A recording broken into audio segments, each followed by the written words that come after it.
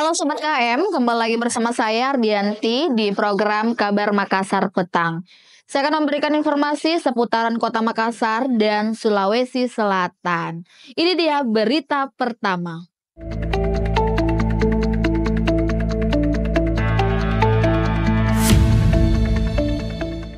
Dijual ke tukang besi tua, polisi amankan pelaku penggelapan motor. Polisi amankan seorang pria berinisial ADP 27 tahun usai diduga melakukan penggelapan kendaraan sepeda motor rekannya sendiri.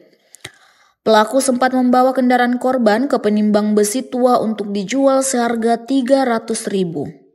Kasat Reskrim Polrestabes Makassar AKBP Depi Sujana mengatakan bahwa modus pelaku dengan meminjam sepeda motor korban yang merupakan rekannya sendiri. Kemudian korban menghubungi pelaku untuk menanyakan kendaraan, namun pelaku tidak dapat dihubungi. Korban pun berhasil menemukan pelaku dan menanyakan sepeda motornya, namun pelaku enggan memberitahu sehingga terjadi pertengkaran hingga pelaku dimasa oleh warga. Dari hasil penyelidikan, kata Devi, pelaku menjual motor rekannya ke penjual besi tua seharga 300.000 dan uangnya digunakan untuk kehidupan sehari-hari. Sementara ini, pihak kepolisian masih melakukan penyelidikan terkait penjualan besi tua yang merupakan tempat pelaku penggelapan kendaraan rekannya. Saat ini pelaku masih dilakukan proses penyelidikan guna dilakukan pendalaman terkait kasus penggelapan tersebut. Diduga kasus siri, warga Balangloe blokade Jalan Poros Jeneponto Bantaeng. Puluhan warga menggelar aksi demonstrasi dan memblokade akses jalan utama Kabupaten Jeneponto dan Kabupaten Bantaeng, Sulawesi Selatan. Aksi blokade jalan dan unjuk rasa yang terjadi di lingkungan Balangberu, Kelurahan Balangberu, Kecamatan Binamu itu dilakukan lantaran salah satu pemilik toko tani bernama Sayuti di lokasi tersebut diduga telah melakukan tindakan asusila atau siri terhadap salah seorang karyawatinya. Akibat tindakan tersebut, warga merasa geram dan membawa senjata tajam sembari menuntut agar Sayuti diasingkan dari kampung halaman sebagai bentuk penerapan hukuman sanksi adat. Hingga berita ini diturunkan, aksi blokade jalan dan unjuk rasa masih dilakukan warga sementara pihak kepolisian dari Polsek Binamu juga masih menjaga ketat untuk mencegah hal-hal yang tak diinginkan. Berdasarkan informasi yang dihimpun di lokasi, terduga pelaku sudah diamankan namun pihak kepolisian hingga saat ini belum memberikan keterangan resminya terkait persoalan ini. 3 pendaki Gunung Bawakaraeng alami cedera dan hipotermia dievakuasi tim SAR. 3 orang yang melakukan pendakian di Gunung Bawakaraeng mengalami cedera pada kakinya dan gejala hipotermia. Ketiganya diduga melakukan tektok atau pulang pergi. Adapun korban tersebut masing-masing bernama Ulan 19 tahun, Saldo 21 tahun, dan Diva 21 tahun. Mereka melakukan pendakian bersama 10 orang lainnya dengan mode tektok di Gunung Bawakaraeng, Kabupaten Goa pada Minggu 13 April 2025. Tim Kansar Makassar telah mendapatkan informasi langsung menuju ke lokasi kejadian dengan menggunakan kart dan membawa peralatan evakuasi lainnya. Setelah tiba di lokasi, ketiga korban langsung dievakuasi ke posko registrasi Bulu Balai dan mendapatkan penanganan medis lebih lanjut.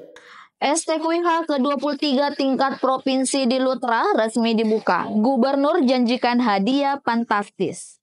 Seleksi Tilawatil Quran dan Hadis atau STQH ke-23 tahun 2025 tingkat provinsi yang dilaksanakan di Kabupaten Luwu Utara resmi dibuka oleh Gubernur Sulawesi Selatan Andi Sudirman Sulaiman pada Minggu 13 April 2025. Upacara pembukaan berlangsung meriah di alun-alun Taman Siswa Masamba dengan ditandai pemukulan beduk oleh Andi Sudirman Sulaiman. Dalam sambutannya, Andi Sudirman menyampaikan kabar gembira bagi peserta dengan menjanjikan hadiah uang yang jumlahnya cukup besar untuk setiap cabang lomba, yaitu 30 juta rupiah untuk juara 1, 8 juta rupiah untuk juara 2, dan 6,5 juta rupiah untuk juara 3. Untuk peserta yang dapat meraih juara 1 pada tingkat nasional, Andi Sudirman Sulaiman bahkan menjanjikan hadiah uang yang sangat fantastis yaitu sebesar 360 juta rupiah. Kepada Dewan Hakim, Andi Sudirman Sulaiman berharap agar memberikan penilaian yang objektif sehingga peserta mendapatkan keadilan sesuai kemampuannya. sekaligus mengimbau agar pelaksanaan seleksi tingkat kabupaten lebih diperketat lagi. Pada kesempatan ini, Andi Sudirman juga membeberkan berbagai program yang digagas untuk segera diterapkan, yaitu siswa SMA wajib hafal juz 30, termasuk pegawai di lingkungan Pemprov Sulsel. Kepala Kanwil Kementerian Agama Provinsi Sulawesi Selatan, Ali Yafid, berharap Pemprov dan Pemkab mensupport LPTQI dalam menjalankan fungsinya sehingga kegiatan STQIH dan MTQI secara berjenjang dapat terlaksana dengan baik. Bupati Luwu Utara, Andi Abdullah Rahim, mengapresiasi ditunjuknya Luwu Utara sebagai tuan rumah pelaksanaan STQIH tingkat provinsi tahun 2025. Menurutnya, perhelatan 2 tahunan ini adalah berkah bagi masyarakat Luwu Utara. Pihaknya berharap melalui kegiatan STQIH ini dapat menjadi wadah untuk pengembangan syiar Islam dan ikhtiar untuk mengagungkan kalam ilahi.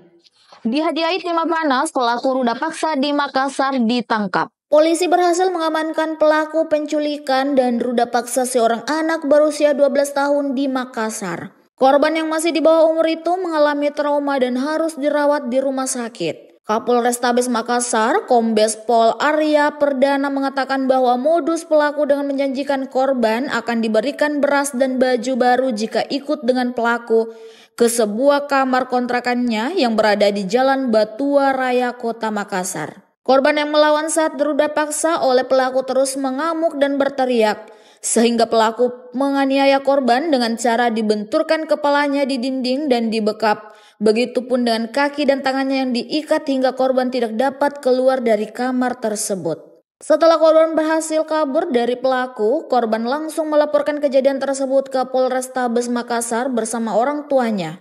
Saat akan ditangkap, pelaku mencoba melarikan diri namun berhasil ditangkap. Akibat perbuatannya, pelaku dijerat pasal 81 ayat 1 dan 2 junto pasal 76D Undang-Undang Perlindungan Anak dengan ancaman hukuman minimal 5 tahun penjara, maksimal 15 tahun dan denda maksimal 5 miliar rupiah. Sebelumnya diberitakan peristiwa tersebut terjadi di sebuah kos-kosan yang berada di Jalan Batua Raya, Kelurahan Batua, Kecamatan Manggala, Makassar pada Jumat 11 April 2025 kemarin. Korban berhasil kabur dan ditemukan di Jalan Hertasnin, Kota Makassar.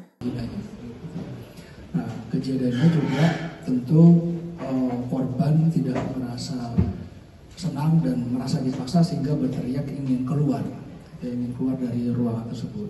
Namun karena berteriak-teriak terus, akhirnya dipukul oleh pelaku, mukanya, kepalanya dipukul, lalu dilakban lagi mulutnya, diikat dan tidak boleh keluar dari ruangan tersebut.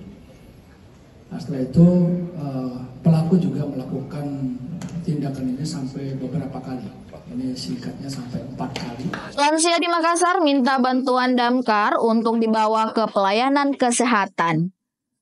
Berita ini sekaligus menutup perjumpaan kita pada sore hari ini. Saya Ardianti dan seluruh kru yang bertugas pamit undur diri.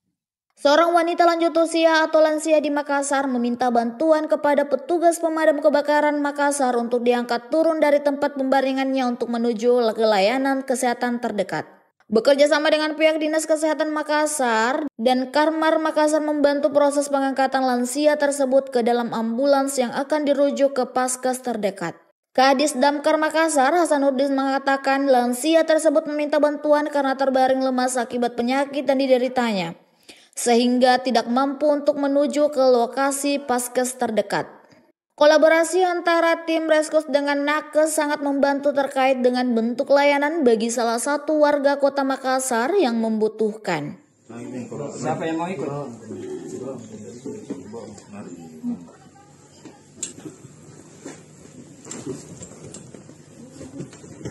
Kepala dulu, ya. Kepala dulu dari. Ini lagi geser, lebihnya.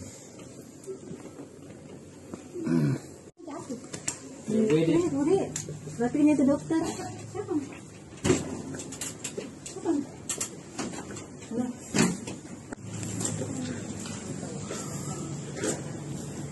Pakai pendidikan ini.